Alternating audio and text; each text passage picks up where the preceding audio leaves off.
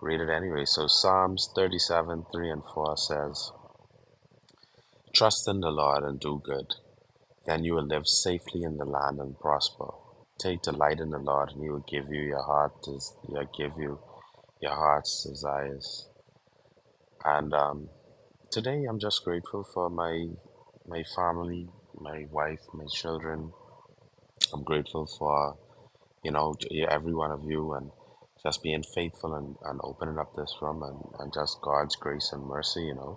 Um, I'll be very short, obviously, because because of the time factor.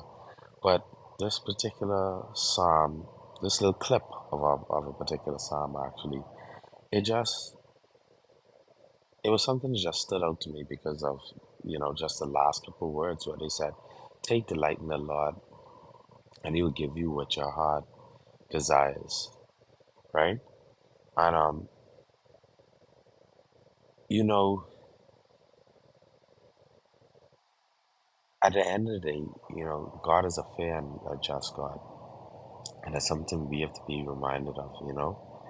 And you have to be very careful of what you you desire. Like you have to be very careful of what you focus on and what you think that you want. Because you know God at the end of the day, he wants to see you happy.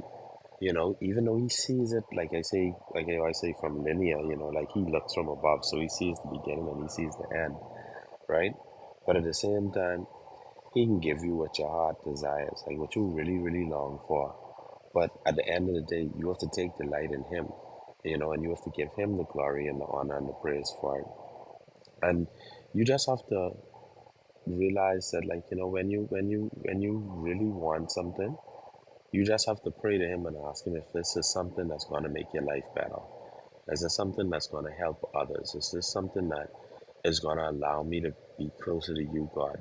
And I think that that's what the author meant when he said, take delight in the Lord, and take delight is just like, when you delighted about something, it's like when you happy, when you happy with God, when you happy with whatever the outcome is of your heart's desires. And that's why I said you have to be careful of it, because you may wish for something and you think that it's the best thing for you now, but at the end of the day, it may come with some consequences that you wasn't necessarily prepared for. And when you receive that, you still have to take delight in it, because you know that it all came from God and He did it for your good. So thank you everyone for the opportunity to speak. Like I said, it was a bit too long.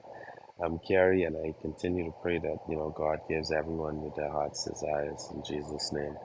And I'll pass the mic back to Jenny.